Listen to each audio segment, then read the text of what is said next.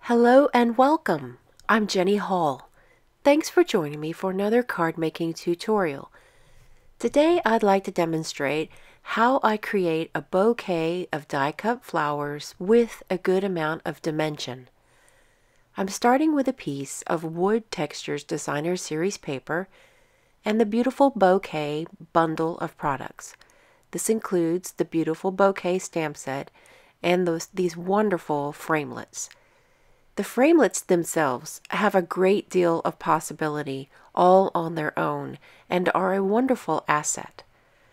I've created some die cuts from some of the large clusters, and I've kept the negative space so that I can put them back in for stability when coloring those images. I don't have to use it this way, but it keeps me from having to chase around a little piece of paper around my grid mat.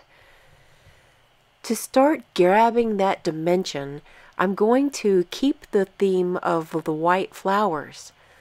But how do you give white flowers a look of dimension? You can add colors such as gray, green, or yellow, and feature those flowers toward the back of your built-up bouquet. So how I'm going to manage this is I added green and a little bit of yellow, blended it out with the clear marker, and that was the base part.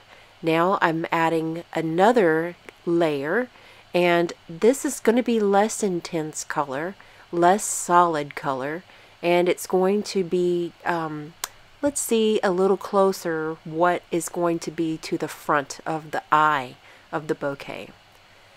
And the other images are two pieces that are uncolored. I used the yellow marker just to add a little bit of hint of color into the center area of the flowers. I have die cut one of the large stem units, and I only need a small amount for this one bouquet head. There is a different look whenever you saturate a die cut versus cutting from colored cardstock. If you follow my channel, you've seen that I have been experimenting and demonstrating the different ways you can come about coloring your die cuts. This project is along those lines, but it gives a little bit of a difference. There is a plant that I have in my mind's eye that I'm trying to emulate onto this project. And back in Texas, when I lived in Texas, I'm now in New Jersey, I had a tree in my backyard that I got just teeny tiny from a nursery, and it grew very nicely. It was called a snowball tree, and it had big giant white mounds of flower buds only in the spring. Otherwise you would never know it was such a gorgeous potential for amazing spring flowers. In New Jersey I don't have that tree, but I'm thinking of it and I miss it. So I want to recreate the look of that tree, just one of the sprigs, which I would cut and I would bring into my home whenever I lived in Texas. So this is the way that I create the dimension on the project, is to the back layer has a more fortified color. The middle layer, it's got just some color, and then on the top of the first things the eye is going to see, they need to be very much the stark white color that I want the overall color combination to convey. Now, how do I add a greeting to complement this beautiful little flower sprig? This beautiful bouquet has the perfect way to do it.